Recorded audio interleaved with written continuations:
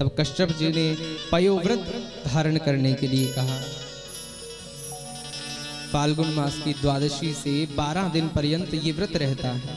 12 दिन तक केवल दूध या घी पीकर ही व्रत को रखना होता है, ब्रह्मचर्य का पालन करना है और ठाकुर के नाम का कीर्तन करना है, भजन करना है, सुमिरन करना है।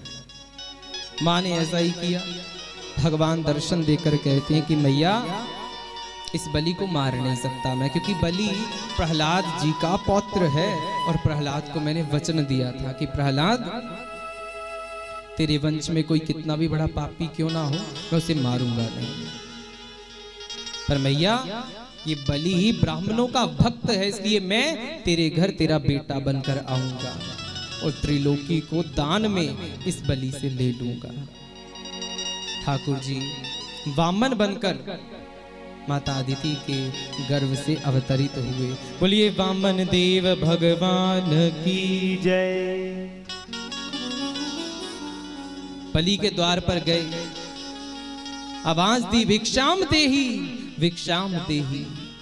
बलि की दृष्टि पड़ी उस बटुक ब्राह्मण पर, छोटे से ब्राह्मण पर, छोटे से विप्र पर, चेहरे पर अद्भुत तेज है। देख करके बलि बाहर आए, चरणों में गिर गए। बलि कहने लगे कि मुझे आज ऐसा लग रहा है कि मेरे किए हुए दान, मेरे किए हुए सत्कर्म का मुझे आज फल मिल गया। ऐसा तपस्वी ओजस्वी ब्राह्मण मेरे द्वार पर स्वयं आ गया। महाराज कहिए मैं आपकी क्या सेवा कर सकता हूं, आपको जो चाहिए आप उससे मांग लो। ठाकुर जी कहने लगे कि बलि मैं जानता हूं कि तू ब्राह्मणों का बहुत बड़ा भक्त है, इसलिए तेरे द्वार पर मैं भिक्षा मांगने ही आया हूं, दान मांगने ही आया। मुझे दान में 3 पग भूमि चाहिए। अरे महाराज लगता है आप बोने हैं, छोटी सी आपकी हाइट है तो आपका दिमाग भी छोटा है। महाराज मुझसे तो 3 गांव मांग लो, 3 शहर मांग लो, 3 देश मांग लो, त्रिलोकी का राजा हूं मैं। 3 पग भूमि क्या करोगे 3 पग भूमि का? राजन मैं संतोषी ब्राह्मण हूं, मैं एक संतोषी ब्राह्मण हूं, मुझे अधिक नहीं चाहिए, केवल 3 पग भूमि चाहिए ताकि मैं उस भूमि पर खड़ा होकर भगवान की तपस्या कर सकूं। 3 देश लेकर, गांव लेकर, शहर लेकर क्या करूंगा मैं? बिना मतलब की फालतू की सिरदर्दी हो जाएगी देश चलाने की, गांव शहर चलाने की। मुझे नहीं चाहिए ये सब, मुझे तो बस 3 पग भूमि चाहिए। पर संकल्प से दान लूंगा, ऐसे नहीं, पहले संकल्प फिर दान। शुक्राचार्य जी ने देखा कि ये छोटा सा ब्राह्मण बड़ी बड़ी बातें कर रहा है, कौन है ये? ध्यान लगाकर देखा तो साक्षात नारायण। अच्छा छल करने आए? शुक्राचार्य बलि से कहते हैं कि बलि कोई संकल्प मत करना। हे बलि कि एश वैरोचने साक्षात भगवान विष्णुरप्यः कि कश्यपादित अदितिर्जातो देवानां कार्यसाधकः। अरे बलि ये कोई और नहीं, ये साक्षात नारायण है। कश्यप और अदिति के घर वामन बनकर आए हैं और तुझे ठगने के लिए आए हैं, कोई संकल्प मत करना। बलि कहने लगा कि गुरुदेव अगर ये भगवान है तब तो मैं जरूर दान करूंगा, ताकि लोग भविष्य में ये कहें कि बलि ऐसा दानवीर था कि बलि ने उसको दान दिया जो सारे संसार को देने वाला है, जो सारे संसार को देने वाला है, बलि ने उसको दान दिया। अब तो मैं जरूर संकल्प करके दान करूंगा। शुक्राचार्य की बड़ी आसक्ति है बलि में, अपने जजमान में, अपने शिष्य में, चेला। संकल्प की टोटी में जाकर बैठ गए कि पानी निकलेगा नहीं, संकल्प होगा नहीं, दान होगा नहीं। पर ठाकुर जी कुशा लेकर एक आंख को फोड़ देते हैं और शुक्राचार्य जी को काना बना देते हैं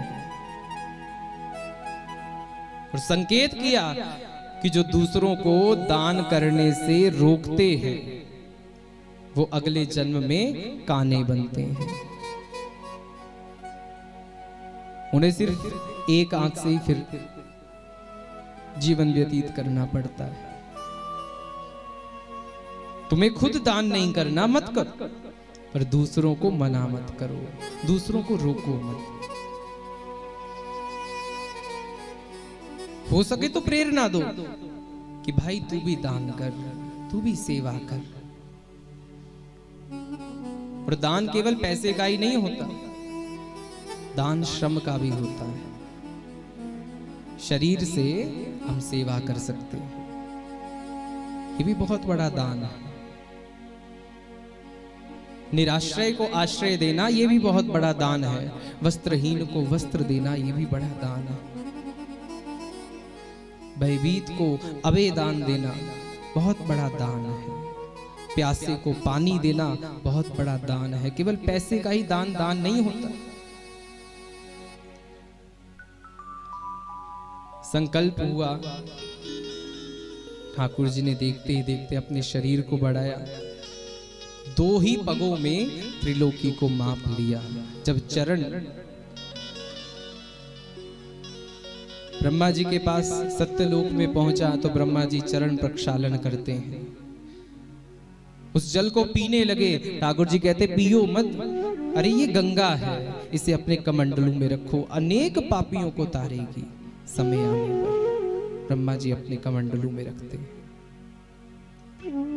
ठाकुर जी कहने लगे कि बलि, अरे तू तो बड़ा कहता था 3 गांव ले लो, राज्य ले लो, देश ले लो, मैंने तो 2 ही पगों में त्रिलोकी को माप लिया, बता तीसरा पग कहां रखूं? और अगर तू अपने संकल्प को पूरा नहीं करता तो तुझे अभी नरक में भेज दूंगा मैं। बलि कहता है कि प्रभु चाहे नरक भेजो चाहे स्वर्ग भेजो, सब तुम्हारा ही है। तेरे फूलों से भी प्यार, तेरे कांटों से भी प्यार, तो जो भी देना चाहे प्यारे, मुझे सब है स्वीकार, मुझे सब है स्वीकार। पर पहले ये बात बताओ कि दान बड़ा होता है या दाना? ठाकुर जी कहने लगे कि बड़ा तो दानी होता है जिसने दान को किया। तो प्रभु फिर आपने अभी तक दान को तो माप लिया पर दानी को तो मापा नहीं। इस दानी के सर पर तीसरा चरण रखो और इस दानी को भी अपना बना लो प्रभु, इस बलि को भी अपना बना लो। केवल दान की हुई वस्तुओं को अपना बनाया, पर मुझे तो अपना नहीं ना बनाया। तीसरा चरण मेरे सर पर रखो और मुझे भी अपना बनाओ। ठाकुर जी ने तीसरा चरण बलि के सर पर रखा और बलि को भी अपना बना लिया।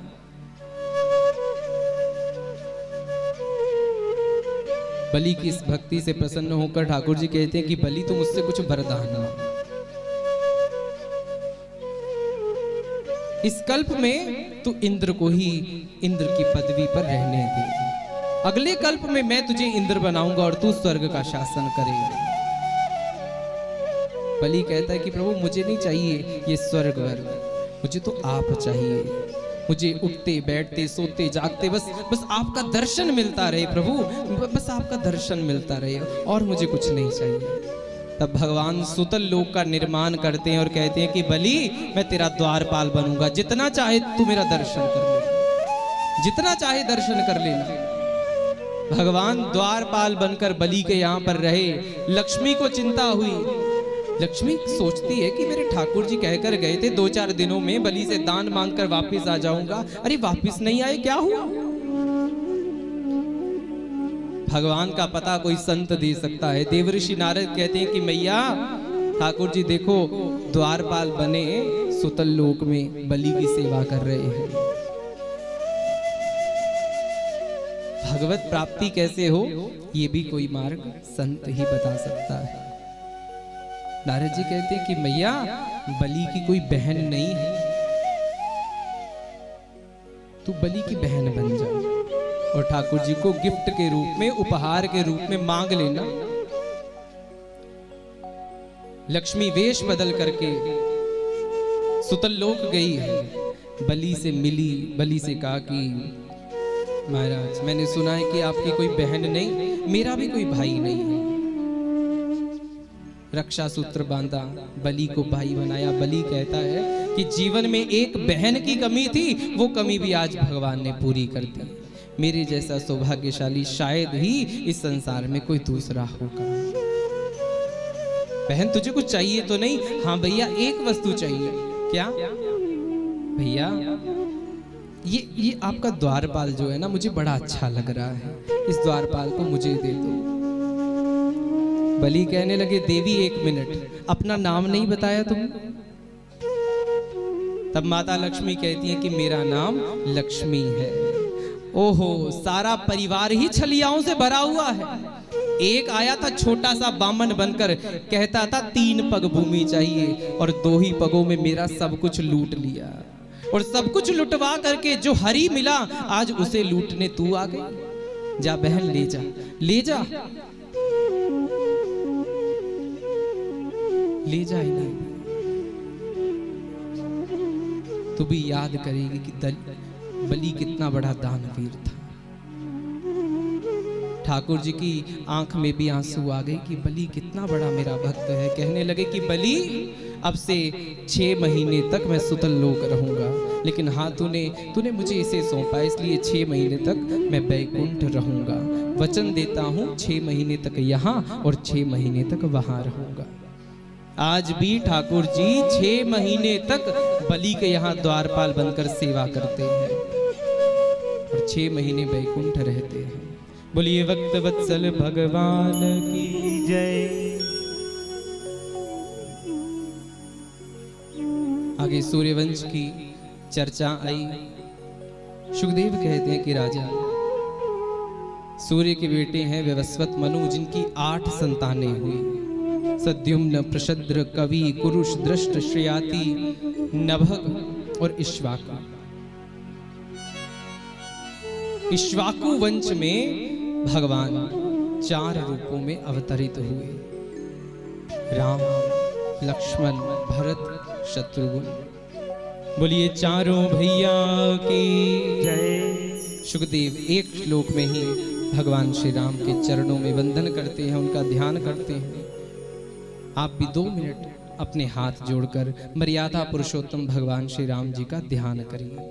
सुखदेव कह रहे हैं कि गुरुवर्थे त्यक्त राज्यो व्यचरदनुवनम पद्म पद्भ्यां प्रियायाः पानिस्पर्शा शमाभ्यां मृजति पथ रुचो यो हरीन्द्रानुयाभ्यां वैरूप्याच शूरपन्नख्याः प्रिये विरहारुषा रोपित भ्रुभृजम्ब त्रस्तावधिर्बद्ध सेतु खलदवदहन कौसलेन्द्रो वतान्नः। सुखदेव कहते हैं कि मैं भगवान श्री राम का, कौशलेंद्र का ध्यान करता हूं, जिन्होंने मात्र अपने पिता के वचन को पूरा करने के लिए राज्य गद्दी का त्याग कर दिया। 14 वर्ष का वनवास सहज ही स्वीकार कर लिया और वन में जाकर अनेक संतों पर, भक्तों पर कृपा करी। शूर्पणखा का बहाना लिया, रावण से उस दुष्ट से ठाकुर जी शत्रुता मोल लेते हैं। सिया जी का हरण हुआ। सुग्रीव से मित्रता करके ठाकुर जी लंका दहन करवाते हैं हनुमान जी से। सागर पर सेतु का निर्माण करवाकर इस दुष्ट रावण का परिवार सहित अंत करते हैं और राम राज्य की स्थापना करते हैं। बोलिए राजा रामचंद्र भगवान की जय। परीक्षित जी कहते हैं कि गुरुदेव अब मेरे कान कृष्ण कथा सुनने के लिए तरस रहे हैं, जिस कथा को सुनने के लिए मैं यहाँ पर बैठा था। हे गुरुदेव मुझे कृष्ण कथा सुनाइए। चंद्रवंश की चर्चा आई कि राजन ब्रह्मा के बेटे हैं अत्रि, अत्रि के बेटे चंद्रमा, चंद्रमा के बुद्ध के पुरुरवा, और आगे इसी वंश परंपरा में राजा सूरसेन हुए। सूरसेन के बेटे वसुदेव जी हैं और इन्हीं के घर भगवान श्री कृष्ण का अवतरण हुआ, जो कि 11 वर्ष 58 दिन तक वृंदावन, मथुरा, गोकुल में लीलाएं करते हैं। कंस का वध करते हैं, महाभारत का युद्ध करवाते हैं, अनेक दुष्टों का उद्धार करते हैं, 125 वर्ष तक इस धराधाम पर रहे और अंत में अपने ही परिवार को संतों से श्राप दिलवाकर अपनी जीवन लीला को ठाकुर जी ने विराम दिया, गोलोक गए। इतना कहकर शुकदेव चुप हो गए थोड़ी देर के लिए। परीक्षित जी कहने लगे कि गुरुदेव कि कथितो वंश विस्तारो भवता सोम सूर्ययोः राज्ञाम चोभ्यवंशानां चरितम परम अद्भुतम। हे गुरुदेव, अब तक इतनी वंशावलियां सुना और जब मेरे उस वंशी वाले की कथा आई तो इतनी संक्षेप में आपने कथा सुना दी। गुरुदेव, मेरे श्री कृष्ण की, मेरे महादेव की, मेरे कन्हैया की कथा को विस्तार से सुनाई, उनकी एक एक लीला को मैं विस्तृत रूप से सुनना चाहता हूं, श्रवण करना चाहता हूं। शुकदेव यही देखना चाहते थे कि क्या कृष्ण चरणों में इसका सच्चा प्रेम है या नहीं। देखा कि हाँ, इसका सच्चा प्रेम है। कहने लगे, राजन, यहाँ जितने संत बैठे हैं इनका तो अभ्यास है, हजारों हजारों वर्ष तक ये एक आसन पर बैठे बैठे भगवत नाम कीर्तन करते रहते हैं, नाम जप करते रहते हैं, सुमिरन करते रहते हैं, पर तू तो राजा है। अरे थोड़ा टहल ले, भूख लगी है तो थोड़ा भोजन कर ले, प्यास लगी है तो पानी पी ले, फिर कथा सुनाता। परीक्षित जी कहते हैं कि गुरुदेव, एक बार प्राणों को भूख लगी थी, प्यास लगी थी, तो संत का अपमान हो गया। दोबारा कभी भूख नहीं लगी, कभी प्यास नहीं लगी।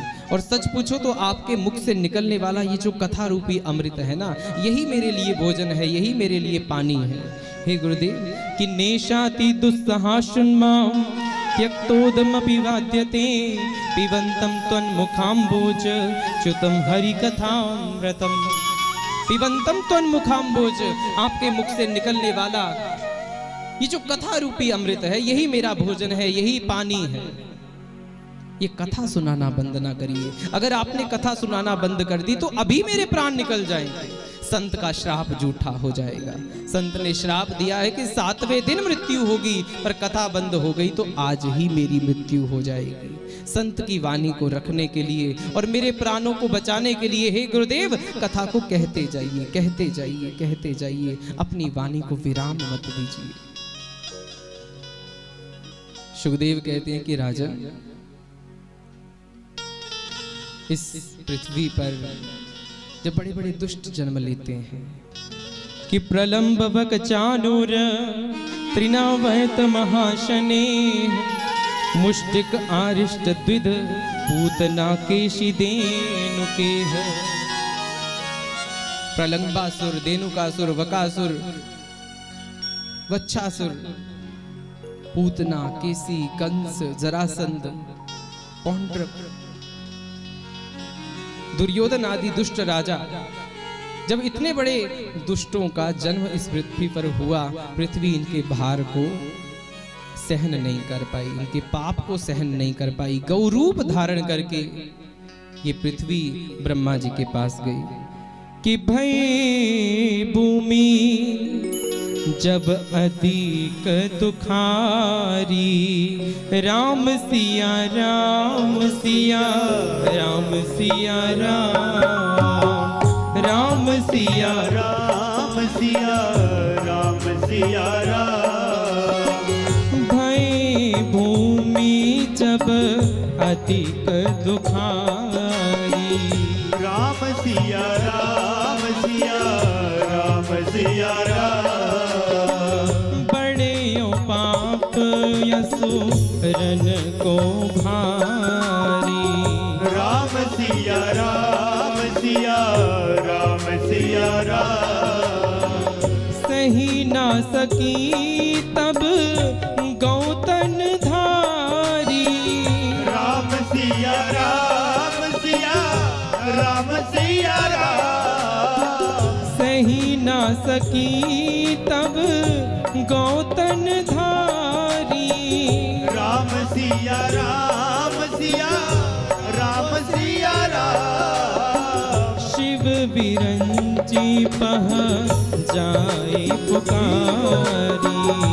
राम सिया राम सिया राम सिया राम। ओ राम सिया राम सिया राम सिया राम। राम सिया राम सिया राम सिया राम। ये धरती गौ रूप धारण करके ब्रह्मा जी के पास गई, अपने दुखड़े को सुनाया। ब्रह्मा जी कहते हैं कि हे धरती, हे पृथ्वी, तुझे चिंता करने की जरूरत नहीं। जिसने तुझे बनाया है, मुझे बनाया है, वही भगवान तुम्हारी रक्षा करेंगे, इन दुष्टों का संहार करेंगे। ब्रह्मा जी ने और देवी देवताओं को भी बुलाया, सबको साथ लेकर वैकुंठ जा रहे हैं। मार्ग में शिव मिल गए। शिव पूछने लगे, अरे अरे देवताओं, अरे ब्रह्मा जी कहां जा रहे हो? ब्रह्मा जी कहते हैं कि हे भोलेनाथ, पृथ्वी को बड़ा कष्ट है। अनेक दुष्ट पृथ्वी पर जन्म ले चुके, जिनके भार को पृथ्वी सहन नहीं कर पा रही। इसे बड़ा कष्ट है, बड़ी पीड़ा है। हम भगवान के पास जा रहे हैं ताकि इसके कष्ट का निवारण हो सके। शिव कहते हैं कि ब्रह्मा जी, क्या भगवान केवल वैकुंठ ही रहते हैं? ठाकुर जी तो हर जगह रहते हैं। कि हरि व्यापक सर्वत्र समाना। राम सिया राम सिया राम सिया राम। ओ हरि व्यापक सर्वत्र समाना। राम सिया राम सिया राम सिया राम। हरि व्यापक सर्वत्र समाना। राम सिया राम सिया राम सिया राम। हरि व्यापक सर्वत्र समाना। राम सिया राम सिया राम सिया राम। प्रेमति प्रगट मोहि में जाना। राम सिया राम सिया राम सिया राम। प्रेमति प्रगट मोहि में जाना। राम सिया राम सिया राम सिया राम। भगवान हर समय, हर घड़ी, हर जगह मौजूद हैं। कोई प्रेम से कहीं पर भी उन्हें याद कर ले, कहीं पर भी उन्हें बुला ले। सभी देवताओं ने, ब्रह्मा जी ने, धरती ने वहीं से ठाकुर जी को याद करना शुरू किया, बुलाना शुरू किया। जब बुलाया तो भगवान भी आकाशवाणी करते हैं। ठाकुर जी कहते हैं कि भक्तों अब होगा नहीं तुमको किंचित क्लेश। सबने हृदय में सुना ये सुंदर उपदेश। अवतरित जगतपति होगा अब उद्धार जगत का करने को। पृथ्वीपति स्वयं आ रहा है पृथ्वी की पीड़ा हरने को। संगठन आंसुओं की बूंदें जो टपक रही थी भूतल पर, छाएगी बनकर प्रलय काल अत्याचारी राक्षस दल पर। शेष कवि जो लक्ष्मण थे अब होंगे बलराम। मैं ब्रज में आ रहा हूँ बन कर के घनश्याम। वो लोकवासिनी महाशक्ति वृषभान सुता कहलाएगी। रामा अवतार की वै देही राधिका नाम से आएगी। इस संदेश ने डाल दी मृतक जनों में जान। नाच उठे नारद तभी लेवी ना की सबने जब ये आकाशवाणी सुनी बड़े प्रसन्न हुए कि ठाकुर जी अवतार लेने वाले ब्रजमंडल में। हे परीक्षित, इस मथुरा का राजा है कंस। अपने पिता को उग्रसेन जी को कारागार में इसने बंद करके गद्दी को हड़पा है और छोटी बहन देवकी से बड़ा प्रेम करता है और अपने मित्र वसुदेव संग ब्याह निश्चित किया। विदाई का समय आया तो इसके मन में आया कि मैं अपनी बहन को घर तक छोड़कर आऊं। स्वयं रथ हाँकने लगा, रथ चलाने लगा। देवताओं को लगा कि कहीं ये दुष्ट इन संतों की सेवा ना करने लगे, फिर तो इसे पुण्य मिलेगा। भगवान के होने वाले माता पिता ये तो संत हैं और संतों की पूजा करने से, सेवा करने से पुण्य मिलता है। अगर इसे पुण्य मिला तो भगवान कभी से मारेंगे।